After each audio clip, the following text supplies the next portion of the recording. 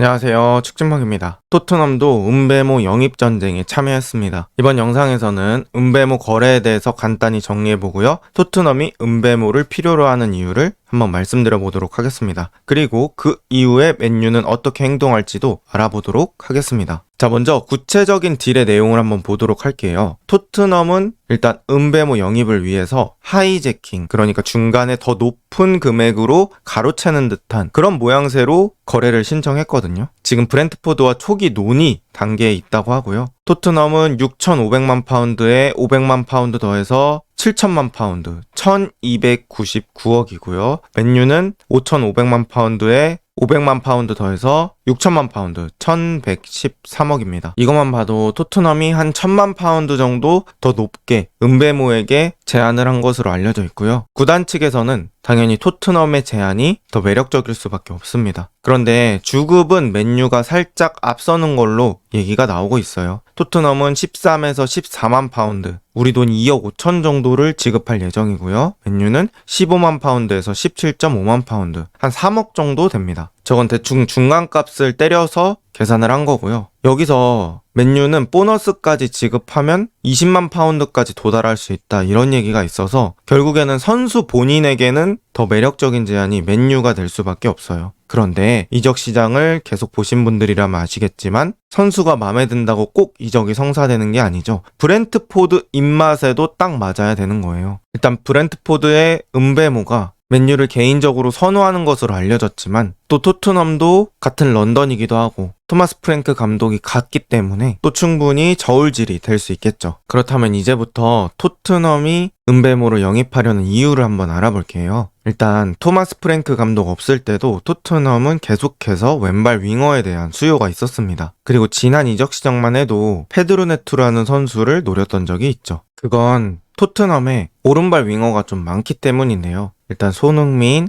양민혁, 존슨, 임대에서 돌아온 솔로몬, 오도베르, 유스의 무어까지 전부 다 오른발잡이 선수들이고요. 그나마 왼발 윙어로 볼 수 있는 선수, 왼발 자원은 클루셉스키와 브라이언일밖에 없습니다. 그런데 클루셉스키는 사실 윙어로 쓰긴 힘들거든요. 뒤쪽에서 추가로 말씀드리긴 할 건데 스피드 때문이고요. 브라이언일 역시 토트넘에서는 스쿼드 자원으로 생각하고 있지 않은 것 같습니다.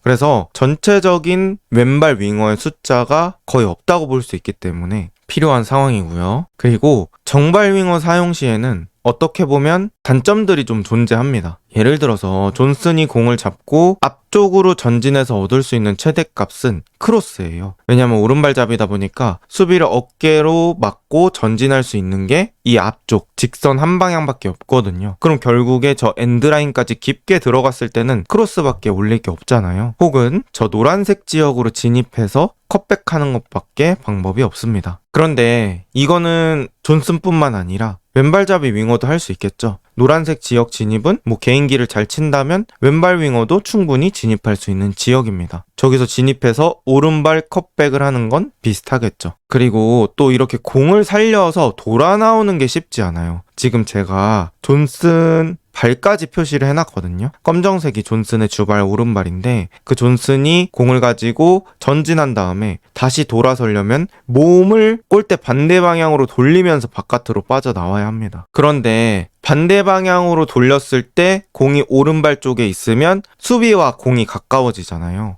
어깨로 지키지 못한다는 말이죠. 그래서 살아나오는 게 쉽지 않아요. 그러니까 한번 전진했을 때 크로스를 올리거나 그런 결과값을 내지 못하면 생각보다 뒤쪽으로 나오는 게 쉽지 않다는 겁니다. 그래서 정발 윙어를 사용할 때는 선택지가 많지 않다는 거. 그러니까 상대가 측면으로 몰 수 있다는 거에서 아쉬운 측면들이 있거든요. 물론 역습할 때 바로 안쪽으로 오른발로 크로스 올리는 거는 더 빠르다고 볼 수 있겠죠. 역발 윙어보다는. 하지만 지공 상황이나 어느 정도 수비가 갖춰진 상황에서는 또 쉽지 않은 면들이 존재한다, 이렇게 볼 수 있을 것 같고요. 반대로 역발 윙어 사용할 때는 두 개의 선택지를 열어놓고 플레이를 할 수 있습니다. 상대 수비들이 슈팅에 대한 각도도 충분히 생각을 해야 되기 때문에 일단 안쪽 루트를 먼저 맞게 되어 있고, 그랬을 때는 오히려 역으로 엔드라인까지 끌고 가면서 드리블을 할 수도 있습니다. 그리고 가장 큰 차이점은 저는 몸이 앞을 보고 열려 있다는 게 차이가 될 것 같아요. 그리고 중앙 쪽으로 끌고 가더라도 오른쪽 어깨로 수비의 접근을 막으면서 수비와 공의 거리가 먼 상태를 유지하면서 안으로 들어갈 수 있거든요. 그래서 이 역발 윙어가 직접 타격하기에는 훨씬 더 좋다.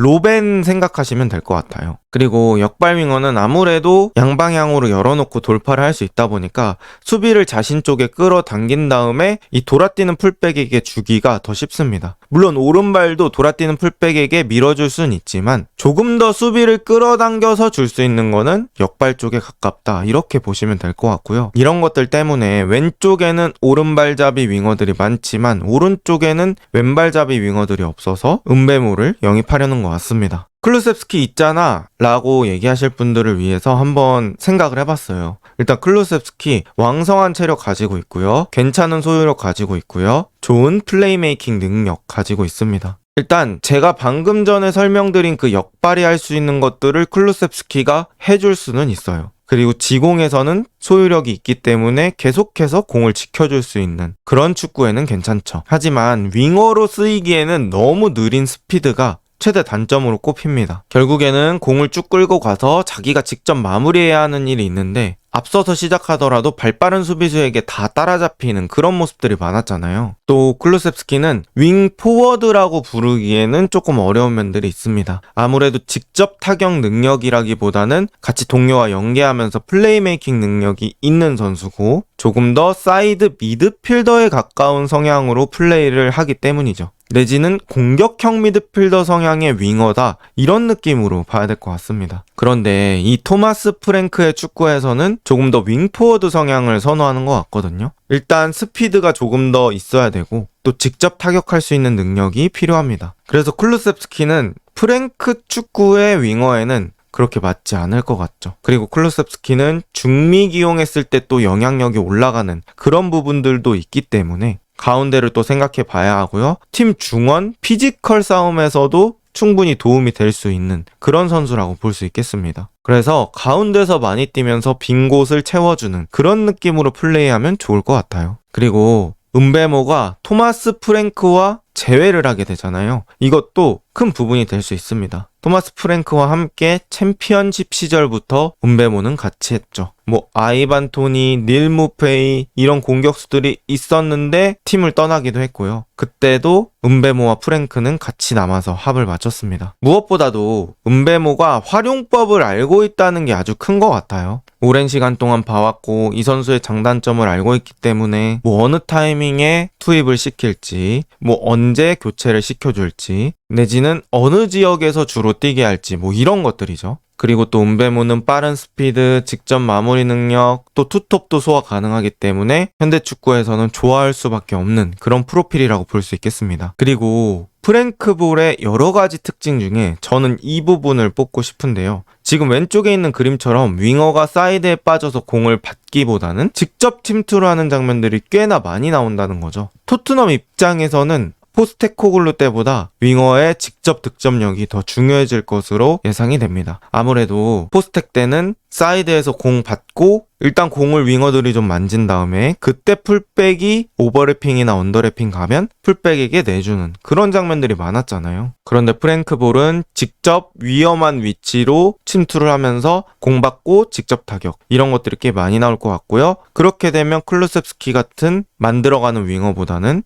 직접 피니쉬를 해줄 수 있는 은배모 같은 윙어가 더더욱 필요할 수밖에 없겠죠. 그리고 은배모가 영입이 된다면 손흥민과 은배모 더블 타격이 가능하고요. 양쪽 윙어에서 아주 강력함을 보여줄 수 있을 것 같습니다. 그리고 은배모 특징 중에 이렇게 왼발로 가마차 기각을 열어놓고 갑자기 니어포스트로 슈팅을 때리는 그런 것들도 있어요. 그리고 그렇게 해서 득점한 장면이 꽤 있기 때문에 은배모, 프랭크가 아주 좋아할 것 같다, 이렇게 볼 수 있을 것 같고요. 특히 슈팅각을 되게 잘 만들어요. 슈팅이 세고 슈팅이 정확한 것만큼 슈팅각을 만드는 능력도 중요하죠. 그런데 이 은배모라는 선수는 그런 밥상도 잘 차려놓기 때문에 더 좋은 슈팅이 나올 수 있는 것 같습니다. 그리고 일단 맨유는 9번도 생각하고 있는 것 같아요. 맨유가 아무래도 은배모에게 조금 더 돈을 쓰는 건 무리라고 생각을 할 수도 있고요. 이제 선수는 맨유를 원한다고 했죠. 은베모가 맨유를 원한다고 했는데 맨유는 사실 은베모가 엄청 필수인 자원까지는 아닙니다. 왜냐면 마운트, 브루노 페르난데스, 아마드 이런 선수들이 있기 때문에 오른쪽 공격형 미드필더 자리에 충분히 뛸 수 있어요. 그리고 쿠냐까지 생각했을 때는 거의 2선에 4명 정도 설 수 있기 때문에 뎁스는 빵빵하죠. 그런데 스트라이커는 지르크지, 호일룬으로는 부족하다고 볼 수 있겠습니다. 또 이번 시즌 호일룬이 했던 걸 가정했을 때는 만약에 호일룬을 임대나 판매를 시킨다고 하면 또 스트라이커가 한 명, 지르크지밖에 남지 않거든요. 그랬을 경우에는 더더욱 스트라이커 영입이 필요하게 됩니다. 그래서 요케레스에 조금 더 집중할 수도 있고 일단은 스트라이커, 은베모 둘 다 열어두는 전략을 가져갈 수도 있습니다. 당연히 스트라이커, 오른쪽 공격형 미드필더 둘 다 사면 너무 좋습니다. 뭐 이거는 더 얘기할 필요도 없죠. 게다가 은베모와 요케레스 이 정도 퀄리티를 가진 선수를 가진다면 엄청난 힘이 되겠죠. 하지만 돈이 문제입니다. 맨유가 유럽 대항전 진출 실패한 상황에서 쿠냐에게 1,000억, 또 요케레스에게 1,000억, 은베모에게 1,000억 뭐 요 정도까지 생각하는 건 또 쉽지 않은 일이거든요. 그래서 일단 투트랙으로 가능성 열어놓고 생각을 해보는 것 같고요. 오시맨도 노리고 있다는 이야기가 나오고 있어요. 그래서 오시맨, 요케레스 이렇게 투트랙으로 가는 전략으로 생각을 할 수 있을 것 같고 7,500만 유로 바이아웃이 있는 선수입니다. 우리 돈으로 약 1,184억이고요. 근데 이 바이아웃이 해외에만 유효하다고 합니다. 그래서 세리에 팀들은 이 금액 이하로 협상이 될 수도 있죠. 어쨌든 오시맨도 계약 기간이 얼마 남지 않았기 때문에